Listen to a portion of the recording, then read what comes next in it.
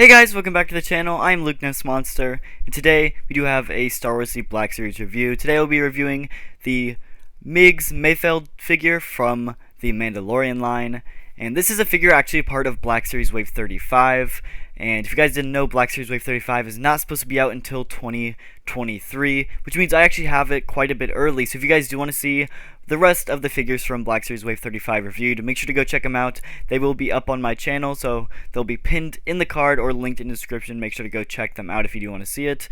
And yeah, let's go ahead and jump right into the review. Real quick though, if you're not yet subscribed to the channel, make sure to go down, hit the like button, and subscribe, because we are actually doing a giveaway at 8,500 subs. 8,500 will be giving away this clone Captain Rex figure. All you have to do is make sure you're subbed to the channel, and then once we actually hit 8,500 subs, I will release a giveaway video. All you have to do is comment on that giveaway video to enter. And then of course I will just pick a random comment from the comment section to win. So yeah, please, if you are not yet subscribed, make sure that sub button. I do really appreciate it, and it helps out the channel a ton. So anyway, on to the review. So looking at the Migs Mayfeld figure here, this is actually his first appearance in Season 1, and I'm really glad they decided to make this figure because I do much prefer the Season 1 appearance. But like I said, he is from the Mandalorian, so he does have that kind of burnt orange color for the box art, and it is looking really good. I also do love the box art. I love this mural image here on the side. It looks great. I even love seeing the Mandalorian in this nice like prison hallway there. It just looks really cool. Flipping this around to the back, this is actually number 27 in the Mandalorian line, and you can pause and read the bio if you would like. And of course, we do have that nice image of Migs Mayfeld there again, looking really nice. So other than that, there's not a whole lot going on with this box, so let's go ahead and get him open. So we got Migs out of the box, and I gotta say, the first thing that struck me when I was unboxing this figure was the amount of accessories this figure comes with. I will take a close look at all the accessories, but this guy does come with 4 blasters and then a backpack with a blaster molded onto it, so technically 5 blasters, which is a ton of accessories for a figure, which I'm absolutely loving, and he has weapon storage for all of them.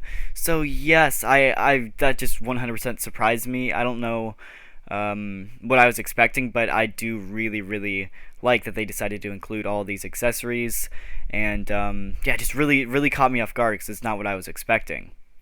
We will get it off of the spinny stand here in a second and take a closer look, but I do believe this is a brand new mold head to toe. Please correct me if I'm wrong, but I did a close look and I couldn't really find anything that was reuse. But like I said, I could be wrong, so feel free to correct me in the comments if you'd like. Anyway, let's go ahead, get Migs off of the spinny stand, and take a closer look at everything he has to offer. Alrighty, so taking a closer look at Migs Mayfeld here.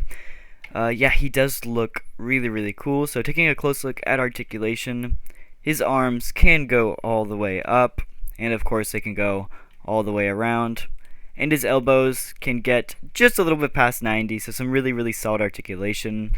One thing that I'm really glad they decided to do is they gave him 2 vertical hinges for the wrists, so that's actually on both sides. That's great because he's a dual-wield pistol character, and that's something I know a lot of Black Series fans have been asking for a while, and so I'm really glad they decided to include it on this figure. It's a really just big improvement.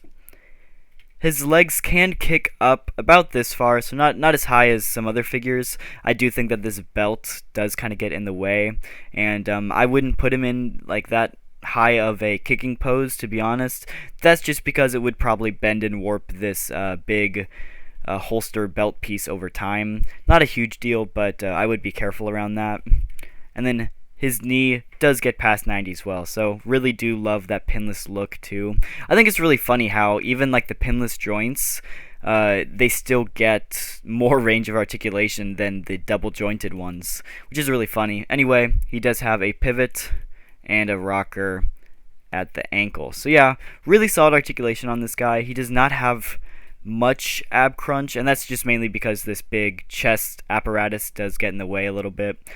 I kind of skipped the head, so moving back up to the head, he does have a ball joint at the bottom of the neck, like in the shirt, and then also one at the top of the neck, right where the neck meets the head, so a ton of range of articulation for the head, which is really good.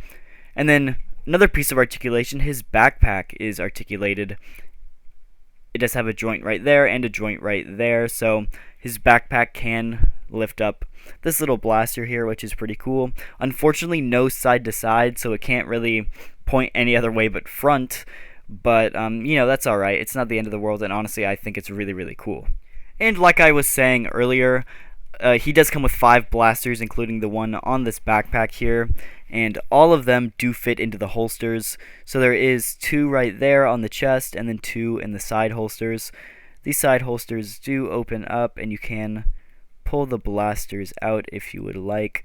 It's a little tight fit in there, but they do come out just nicely, and then the holsters can close up there. Then there's 2 on the front there, they just slide right in. There's no latch or anything. And yeah, I do really, really like how I like how they included all the holsters and all the blasters. So really loving how that came out. But yeah, taking a close look at this blaster here, it is a very, very simple blaster, but I like it. I like the modern look of not necessarily the modern look, but it looks like a normal gun. It just doesn't look like a Star Wars blaster, and I like that. I know.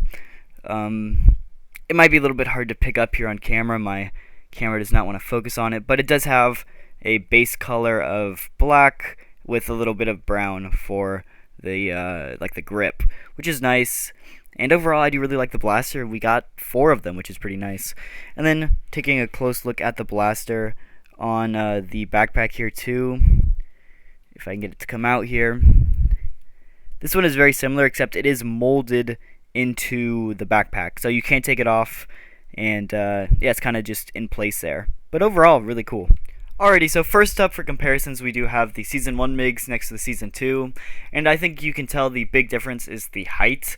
Obviously, they just put MiG's head on the, like, whatever Stormtrooper body this one was, and so the height really didn't transfer over there, so I am glad they decided to make the Season 1 version the proper height.